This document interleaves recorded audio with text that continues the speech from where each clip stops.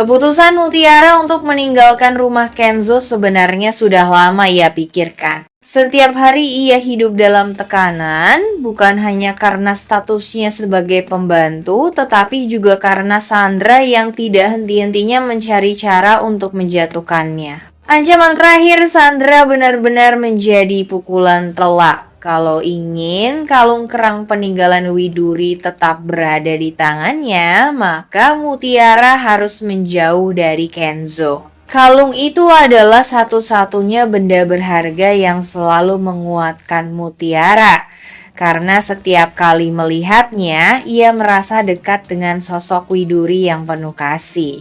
Tapi di sisi lain, Mutiara tidak sanggup membayangkan hidup terus-menerus berada dalam bayang-bayang Sandra. Maka dengan berat hati, ia memilih jalan pergi, meski harus meninggalkan Kenzo yang selama ini selalu ada untuk membelanya. Malam sebelum ia pergi, Mutiara duduk lama di kamarnya, menatap foto lama Widuri yang wajah Adityanya sudah rusak dan samar. Air matanya jatuh, tapi ia berkata dalam hati bahwa mungkin inilah takdirnya, meninggalkan tempat yang membuatnya menderita agar bisa menemukan kehidupan yang lebih baik. Tanpa banyak kata, ia berkemas membawa kalung kerang dan foto itu sebagai bekal batin lalu meninggalkan rumah Kenzo. Keesokan paginya, rumah itu geger. Kenzo mencari Mutiara ke seluruh sudut rumah, tapi tidak menemukannya. Begitu tahu Mutiara pergi tanpa pamit, Kenzo langsung marah besar pada Sandra. Ia menuduh Sandra sebagai penyebab semua ini. Sementara Aditya yang mendengar keributan itu justru terdiam, hatinya seperti tersayat. Ia merasa kehilangan seseorang yang diam-diam memberinya kekuatan di tengah keterpurukan, meski ia sendiri belum mengerti alasan perasaannya itu. Di luar rumah, jalan hidup baru menanti Mutiara. Takdir mempertemukannya kembali dengan Pak Bobby, pria baik hati yang pernah ia tolong ketika terkena serangan jantung di jalan. Saat itu, Bobby baru kembali dari luar negeri setelah urusan bisnisnya selesai. Ketika tahu kondisi Mutiara yang sekarang tak lagi punya tempat tinggal maupun pekerjaan, Bobby merasa terenyuh sekaligus punya tanggung jawab moral. Bobby masih ingat jelas bagaimana Mutiara menyelamatkan nyawanya. Baginya, tanpa Mutiara mungkin ia tidak akan bisa kembali sehat hingga hari ini, maka Bobby menegaskan bahwa ia ingin membalas budi. Ia menawarkan pekerjaan di perusahaannya, meski hanya sebagai office girl untuk awal. Bobby menjelaskan bahwa pekerjaan itu bukan bentuk belas kasihan, tetapi kesempatan agar Mutiara bisa belajar hidup mandiri, jauh dari tekanan orang-orang yang selalu meremehkannya.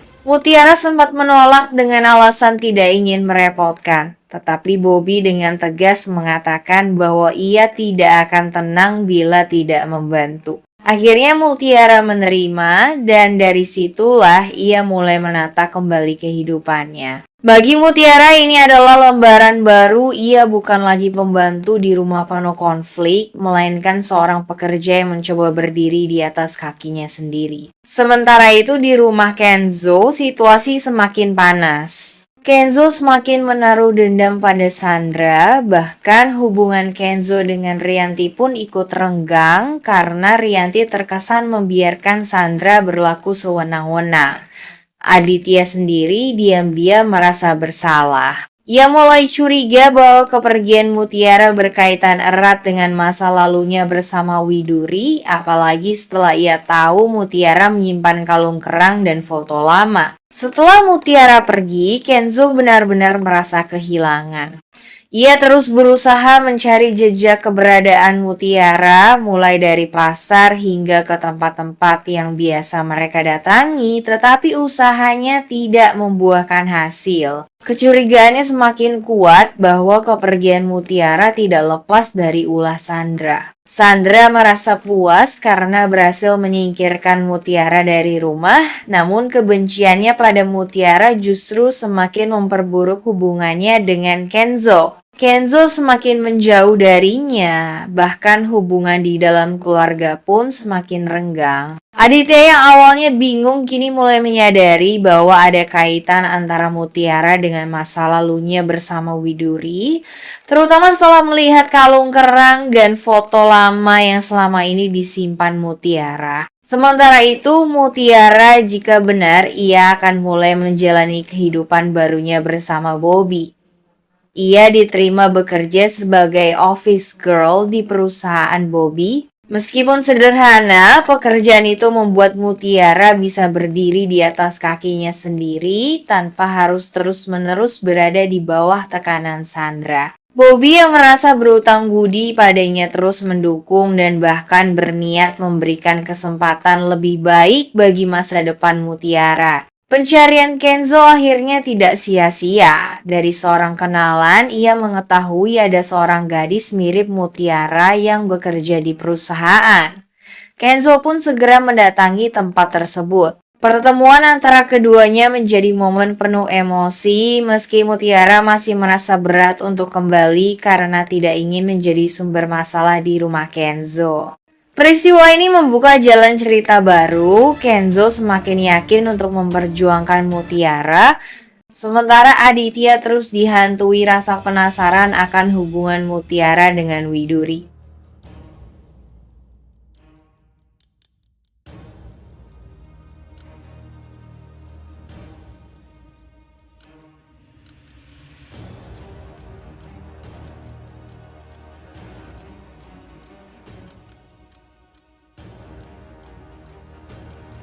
Dan menyakiti orang lain di rumah tersebut, Sandra mencoba berkelit dengan alasan bahwa ia hanya menemukan benda itu tanpa sengaja. Namun Aditya tak percaya sedikit pun. Dengan wajah merah padam, ia mengatakan bahwa Sandra sudah kelewatan. Ia menuduh Sandra sengaja mengusik kamar Mutiara demi mencari masalah. Saat itu, kalimat yang keluar dari mulut Aditya menusuk. Mendengar nama Widuri disebut dengan penuh emosi, Sandra justru semakin kesal karena ia sadar Aditya masih begitu membela dan menghargai istri pertamanya itu. Di sisi lain, Mutiara terdiam namun hatinya bergetar. Ia menyadari bahwa kalung kerang dan foto lama yang ia simpan kini menjadi penghubung antara dirinya dengan masa lalu keluarga Aditya. Pertengkaran itu menjadi titik balik besar. Pak Aditya tidak hanya kecewa, tapi juga sudah tidak terima lagi dengan semua kelicikan Sandra.